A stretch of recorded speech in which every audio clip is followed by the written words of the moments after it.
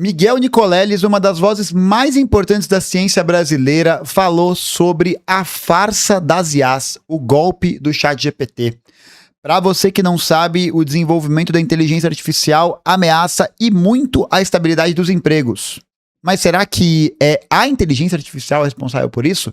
Vamos assistir nesse corte da entrevista do professor Miguel Nicoleles, que falou lá no Flow. Vamos lá. O impacto humano, social, econômico é tremendo. E essa equação está sendo olhada com grande cuidado na China. Né? Com muito cuidado. Completamente diferente do que você vê nos Estados Unidos, onde o único fator preponderante é qual vai ser o retorno econômico da neurotecnologia. Que, na minha opinião, vai ser muito maior do que da inteligência artificial, que daqui a pouco capota. Né? Porque até agora não deu nenhum. Né? Já tem os caras da Amazon, acho que é da Amazon, demitindo uma galera. 36 mil. Além da Hyundai. Mas você sabe por que eles estão demitindo? Isso que também tem que ficar claro. Eles não estão demitindo porque a AI ou a inteligência artificial transformou esses empregos obsoletos. Eles estão demitindo para gerar cash flow, fluxo de caixa para investir em GPUs, em equipamento e data centers. Eles ainda não têm um retorno efetivo da tecnologia. Para você ter uma ideia, saiu um relatório que semana passada, eu tenho até o gráfico aqui em algum lugar no meu telefone, a única empresa que está conseguindo ter um pouco mais de cash flow do que o investimento em CAPEX, né, que é equipamento, é a Microsoft. Isso são só 10 bilhões, que para eles é nada. Tá? E essa é uma das questões mais importantes para poder entender o papel da inteligência artificial, né? É ver que ela é principalmente um instrumento que existe para aumentar a produtividade, não porque ela deixou os outros empregos obsoletos, mas porque, dessa maneira, o capitalista vai poder gastar menos com aquilo que lhe custa mais, né? Que é a mão de obra. Então, como ele consegue ter esse desenvolvimento, né? E ele consegue ter essa disposição de recursos para investir naquilo que a gente chama de capital fixo, né? Que não é o capital variável, é o chamado capital constante.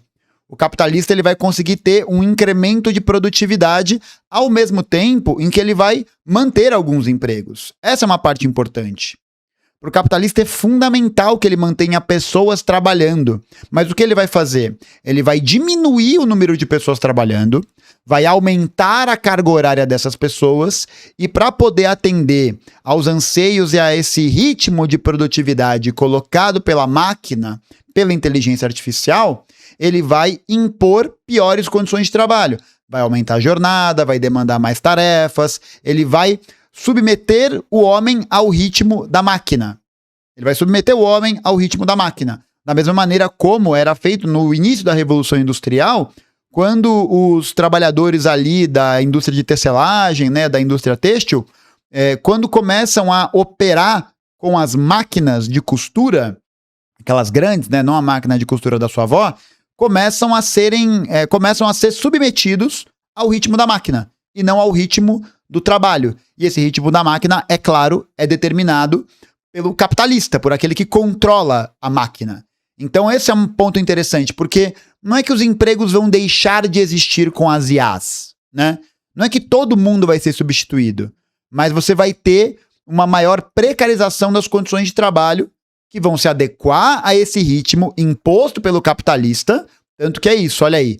Eles demitem trabalhadores para gerar fluxo de caixa, para aumentar investimento em GPU, para poder garantir que esse sistema continue operando e continue circulando, e os trabalhadores que ficarem nessas condições vão ou operar as inteligências artificiais, vão criar códigos, você vai ter ainda gente ligada à montagem, a tarefas mais operacionais, só que em condições cada vez piores, porque elas estarão submetidas ao ritmo da máquina, que na verdade é o ritmo imposto pelo capitalista que quer a valorização do capital.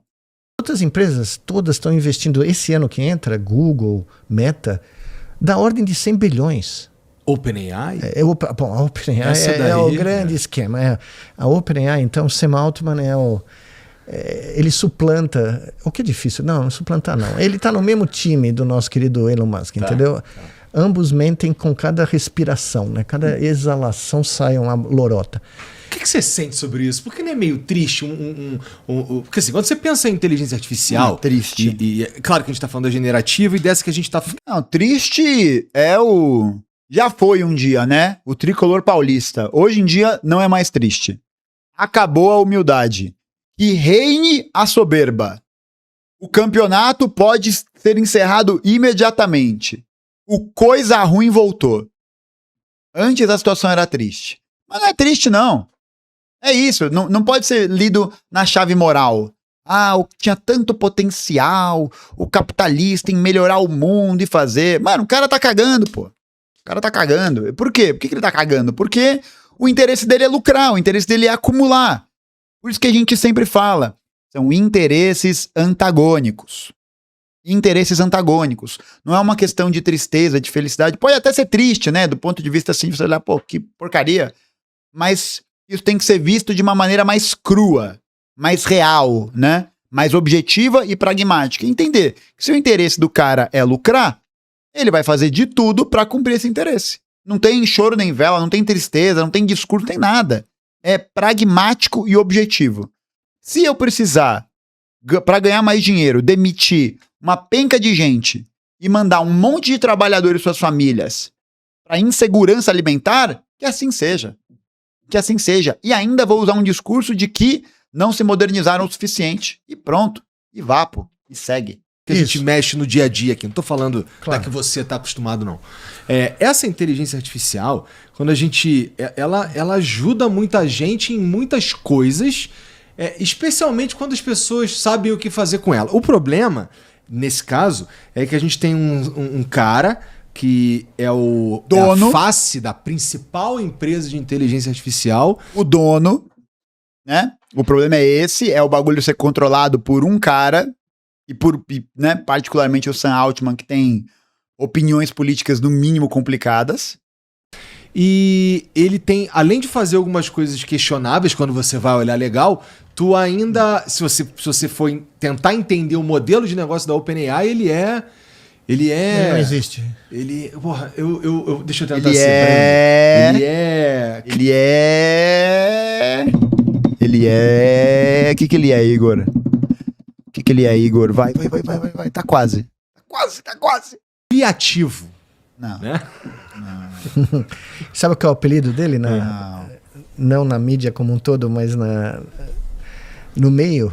Scam Altman. Puta, cara. Pra quem não sabe, scam é golpe. É golpe. Então, veja, esse é o apelido que você vê em todo lugar quando contam porque não faz o menor sentido, entendeu? Tanto é que é muito engraçado, porque uma entrevista alguns meses, um ano atrás, ele falou assim, não, o ChatGPT jamais vai ter anúncio, porque colocar anúncio pago no ChatGPT é assumir que o nosso business plan não funcionou.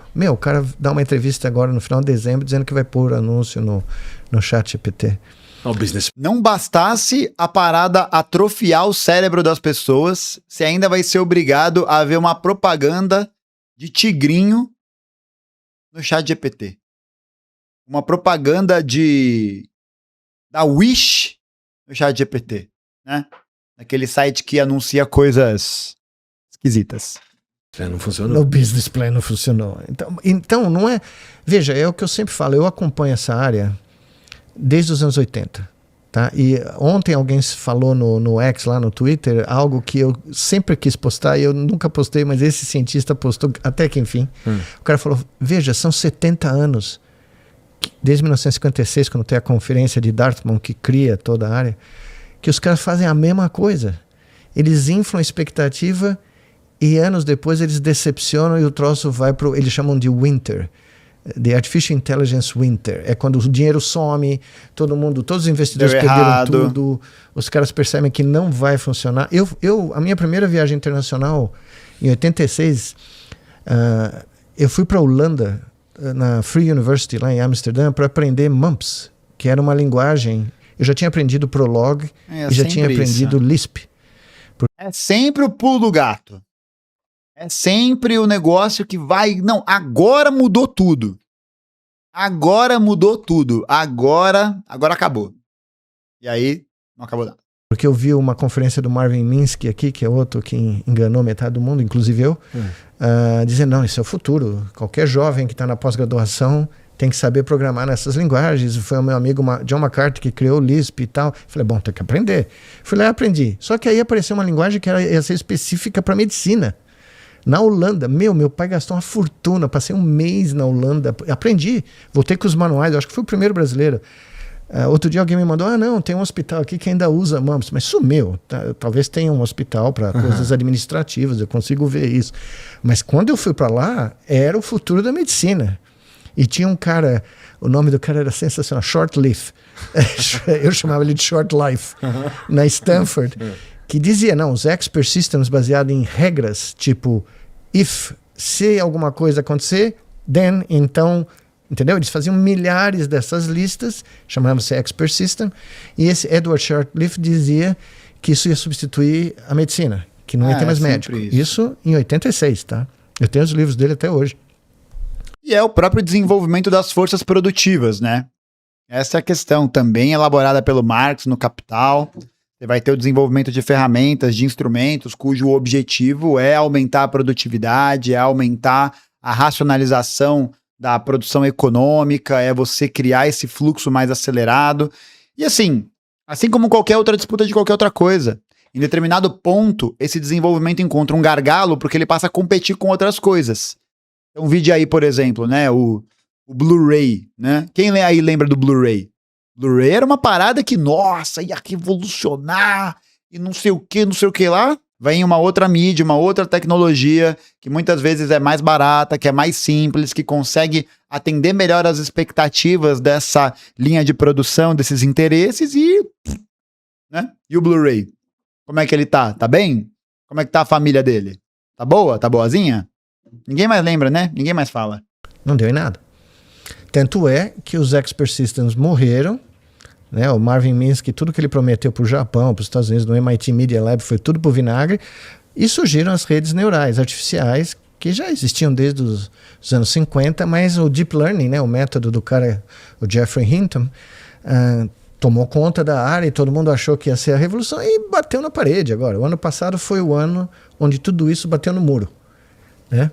Tu acha que o que está estragando a pesquisa e o desenvolvimento da inteligência é a grana? É a grana, não há a mínima dúvida, porque isso não é esquisito, porque não é a grana. Não, porque se você não tem um interesse econômico por trás, né? Se o objetivo do desenvolvimento da inteligência artificial fosse atender às demandas e necessidades dos trabalhadores, das pessoas que utilizariam elas em prol da sociedade, os avanços não poderiam acontecer muito rapidamente, porque isso significaria uma depreciação das tecnologias muito grande e, portanto, uma perda desses investimentos. É aquela velha história, né? Pô, todo ano lança um iPhone novo, com um novo feature, com um novo não sei o quê, com um novo blá blá blá. E você tem, na verdade, essas tecnologias e essa engenharia pronta há muito tempo. Há muito tempo. Você tem essa possibilidade de avanço técnico-científico desses aparelhos já ali meio pré-prontos de gerações anteriores. Por que eles não lançam tudo de uma vez? Para poder gerar esses gatilhos de escassez. Para poder no ano que vem, quando o iPhone lançar a Siri Gold, você olhar para a Siri Blue e falar, ô, sai daqui, ô, sua idiota. Entendeu? Sua atrasada. E é isso. Só que já tem a Siri Dragão Megazord lá na frente. Já tá pronto, já tá semi-pronto. Então é isso. O que atrapalha o desenvolvimento científico, o que atrapalha o fornecimento dessas tecnologias com alta qualidade, é justamente o fato de que elas estão submetidas ao interesse privado, ao interesse particular de alguns proprietários, ao interesse de quem controla esse meio de produção, de quem controla essa engenharia, essa patente, essa planta industrial, tudo isso. E aí, né, as pessoas vão se tornar reféns do aspecto de consumo desses itens e desses produtos, né? Esse é o fator principal. É impedir com que esse desenvolvimento possa fazer com que as pessoas se emancipem. Porque a partir do momento que elas se emanciparem, elas não têm mais... o capital privado já não tem mais para onde crescer, já não tem mais para onde ir. Então, enquanto isso subsistir, enquanto isso continuar acontecendo, o controle das patentes, da tecnologia por essas empresas, por esses acionistas, essa relação vai continuar sendo desse jeito.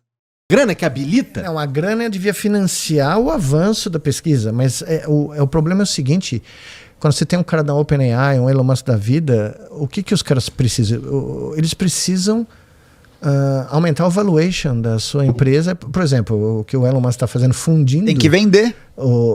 Primeiro ele fundiu o Twitter com a XAI, né, que é dele, que é a empresa de inteligência artificial. Uhum. Os dois perdendo dinheiro, mas o Twitter perdendo uma fortuna, ele fundiu. Agora ele vai fundir as duas com a SpaceX. E quer fazer um IPO, monopólio, né, no mercado americano de mais de 1 trilhão. 1,5 trilhão. Só que o SpaceX hoje, de onde vem a maior fonte de renda do SpaceX? Da NASA, o contrato da NASA. Primeiro são os grants, contratos, perdão. Uhum. Mas a segunda é o Starlink. É um serviço de provedor de internet, que ele não ganha 1 bilhão por ano, que é dinheiro de pinga para o que nós estamos falando aqui, tá? Para uma empresa que quer valer 1 trilhão e meio, 1 bilhão é 1000 vezes menos.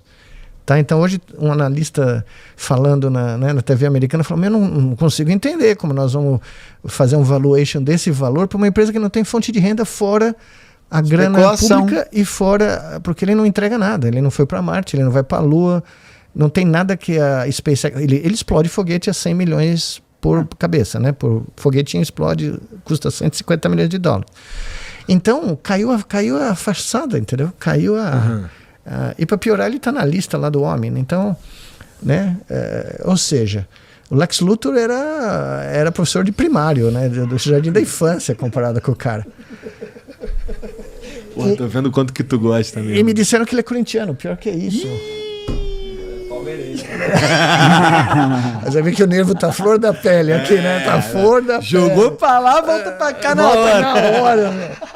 Eu duvido que teve gente que dormiu essa noite. Cara, essa é uma boa pergunta. O Elon Musk seria torcedor de qual time? Pra quem o Elon Musk torceria? Eu acho que seria primeiro pra SAF. Pra alguma SAF. Ele seria torcedor de alguma SAF. Grupo City, ele ia torcer não para um time, mas para um grupo de times. Grupo City. Torcedor... Não, que é isso, gente? Não. Do Grêmio? Não. Vamos pra cima, Grêmio. O Textor faria negócios com ele? Não dá pra dizer, né? Não sei. Na verdade ele ia fundar o próprio time, é verdade. Como que seria o nome do time do Elon Musk? The Spacers? The Elons, né? Os Elos. Must Elons. Bah, meu, Armandinho é o terror. Sim. Esse áudio é bom demais também, né? Nossa, quando eu vi, muito bom. Grok FC, bom também. Mosqueteiros é forte, viu? Mosqueteiros. Aí a galera... É isso, né? Apartheid Futebol Clube seria o nome do time do Elon Musk. Chega. Episódio é pro carnaval, não é? É. Ô Miguel, isso tudo que você tá me falando de como... Mas deixa eu só terminar esse ponto, que você tocou no ponto fundamental. Vai. Eu não tenho nada contra a ciência da computação. Eu tenho grandes amigos que são grandes cientistas da computação. E eles mesmos confirmam o que nós estamos acabando de falar, que a explosão de dinheiro nessas startups, essas promessas sem sentido, essas alucinações estão acabando com a área séria, com gente séria, que faz coisas importantes, que vão ter impacto positivo. Que é talvez o cara falar um troço que vá na contramão do que se esperava, mas é o que vende. Mas o que vende é essa merda, então... Vou ter que ir nessa merda. Tá cheio de... O Lecun lá, o francês, que era o diretor da Meta, não saiu atirando da Meta? Mas e o chinês? Está lidando melhor com inteligência artificial, de uma forma geral? Eles têm um modelo menos predador, entendeu? Eles não jogam bilhões para treinar um modelo gigantesco. A DeepSeek mostrou isso, que eles são viáveis, muito fazendo coisas que são úteis...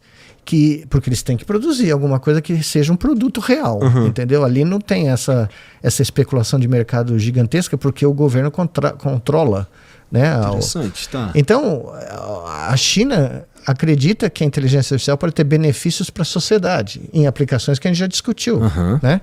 Positivas. Mas ela apostou num modelo completamente diferente. Eles não estão jogando bilhões em treinar modelos gigantescos, não estão construindo data centers explosivos. Mas né? eles não estão fazendo isso, desculpa a ignorância, mas eles não estão fazendo isso porque eles não estão conseguindo, já que há um certo boicote dos americanos em vender chip.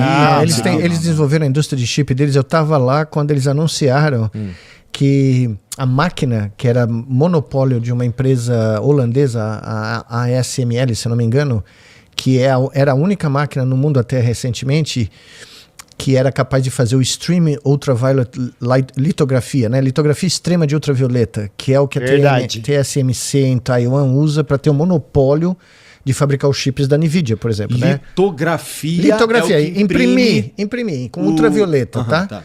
São chips de 3 nanômetros, que podem chegar agora, acho que eles prometeram 1 nanômetro. Pois bem, eu estava lá quando a China anunciou que secretamente, sem ninguém saber, eles fizeram um projeto Manhattan e reproduziram a máquina. E vão ter a máquina deles. Então, eles nanômetro em comparação com 1 centímetro? Não.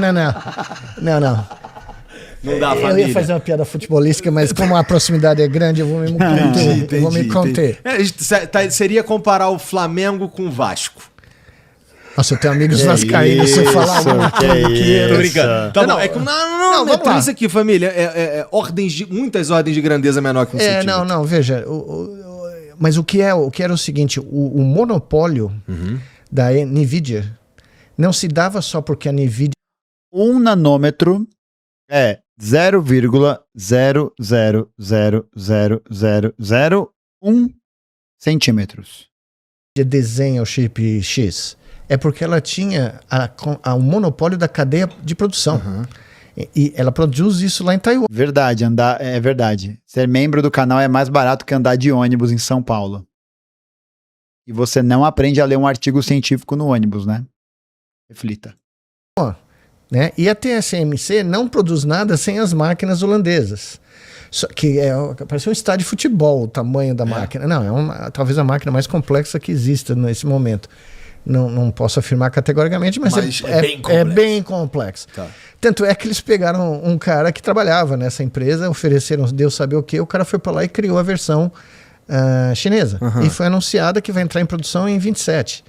Tá, então eles vão ter... Aí esse problema está resolvido. Acabou o monopólio. Então o que acontece? Eu não sou financista, E se eu estiver acessando a área de membros do ônibus, eu aprendo? Você aprende mais rápido, porque você vai estar dentro do ônibus. E provavelmente o ônibus corre mais que você. Quer dizer, depende do horário também que você tá, né? Paulo é mais complexo. Mas geralmente, sim, você vai aprender mais rápido. Estou dizendo das minhas leituras, né? A OpenAI, a NVIDIA, a Amazon, Microsoft, elas estão todas interligadas num circuito recíproco. Né? A NVIDIA tinha dito que ia investir 100 bilhões na OpenAI e que a OpenAI ia comprar 100 bilhões de CPU, ou seja, nenhum tostão ia sair do lugar. Nem isso o nosso amigo lá, CEO da NVIDIA, confirmou agora. Começo de janeiro falou, não, ele é chinês, não é? Não, ele é americano. Ele é americano taiwanês, se eu não me engano. Mas ele já falou, não, no máximo nós vamos investir. Ou seja, mas se um dominó dessa trupe cair, cai todo mundo. Tá? Porque todo mundo... A Oracle tá sem cash flow. Os caras estão investindo uma fortuna nos data centers e não tem cash flow. O título da dívida da Oracle está os juros que tem que pagar está subindo porque eles estão sem, né, grana na mão. Então, não, e é justamente esse o movimento da bolha, né? As empresas vão projetando ganhos cada vez maiores em relação às expectativas geradas para os credores, para os investidores, e muitas vezes não vão ter nem recursos de liquidez, né, para poder executar, para poder pagar os seus financiadores, e aí você vai gerando uma expectativa, que é aqueles gráficos que a gente vê, né? Você gera uma expectativa muito alta, compra das ações, e aí de repente se mostra que aquela empresa que valorizou muito ou não entregou aquele produto da maneira como ela havia colocado, ou não tem condições de estabelecer aquele pagamento, e aí você tem um processo gigante de venda das ações simultaneamente, o que gera quebra geral, né? Gera quebradeira total.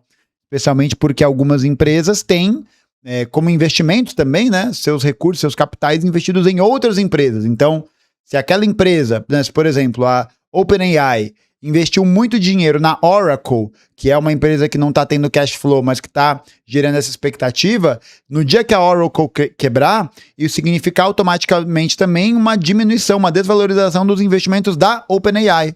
Quebradeira total, né? É assim que a bolha opera, né? E aí vai todo mundo perder. Nem quem ganhar ou perder, vai ganhar ou perder. Vai todo mundo perder. A situação agora é... Os caras vão ter que ir cada vez mais fundo, porque parar agora... Não tem outra saída. É irreversível. Pra eles é quase que eles não tem como desligar...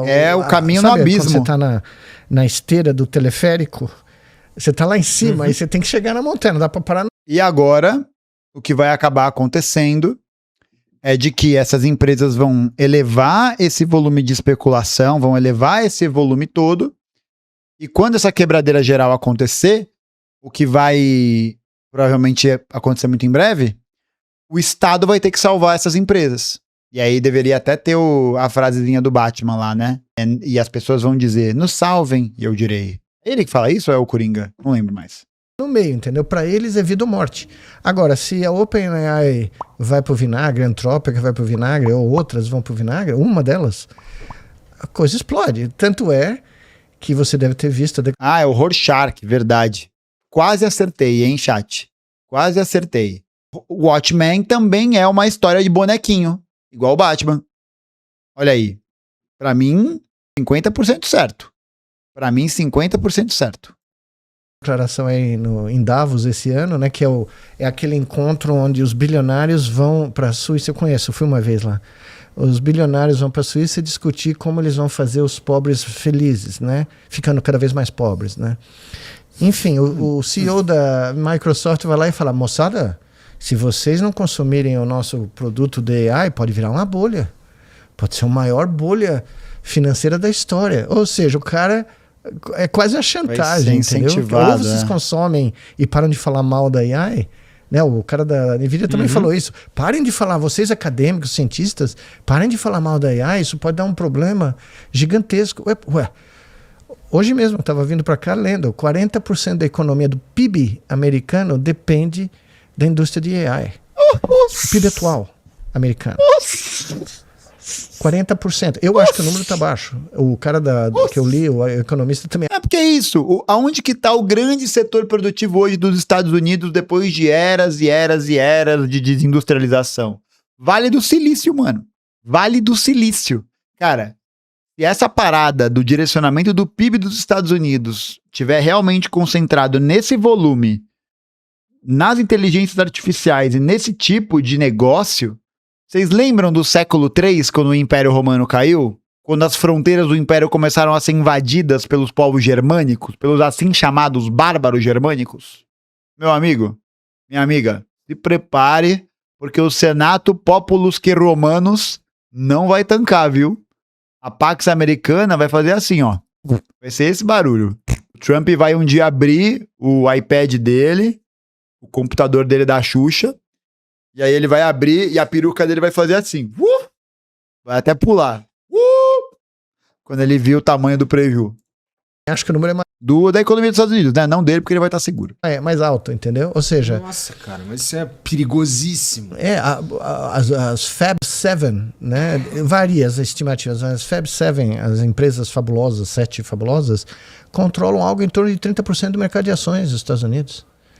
Tá? Lá de Nova York. É bom, é surpreendente de ouvir, mas se você parar para analisar, não é tão surpreendente. Não, assim, mas né? O que quer dizer que a economia americana não está fazendo nada. Se a indústria de AI falhar, o que sobrou? Não, estamos falando de uma economia muito etérea. Não, e muito concentrada numa única indústria. Porque eles mandaram a indústria deles toda para a China, para a Ásia, para não sei onde, né? E agora eles acham que eles vão conseguir reindustrializar do nada. É que nem nós. A indústria brasileira, com esse acordo do Mercosul, os economistas que eu confio, que eu consulto, disseram que é um acordo horroroso para nós. Nós vamos continuar sendo o fazendão da Europa, mas a nossa indústria, né, vai para o vinagre. E é um acordo que tem 25, 30 anos, é outro mundo. O mundo atual é outro, é diferente. E o potencial do Brasil é gigantesco. Imagina se alguém tivesse dito isso do acordo do Mercosul há mais de um mês atrás. Agora que o Miguel Nicoleles falou, vocês acreditam que essa cor é um engodo? Será que agora ficou claro isso? Vai ser igual ao senhor galinha do Toy Story quando percebeu que perdeu os brinquedos. Não, total. Total. Ele vai chegar no Japão e vai perceber que só tem o mineiro, né? Ah, não. O mineiro ele vai pra mochila da menina, verdade. Da Barbie. Ele até fala, né? Você vai adorar a... Qual era o nome? Alice? Nancy? Sei lá. Você vai adorar a Lisa? Sei lá. Aí ela vira a cabeça toda pintada, né? Ela é uma artista. Porra. Toy Story 2 sensacional, tá? Tô empolgado pro Toy Story 5? Eu confesso que não tô muito, né? Mas ver o Woody calvo, pra mim, parece algo interessante.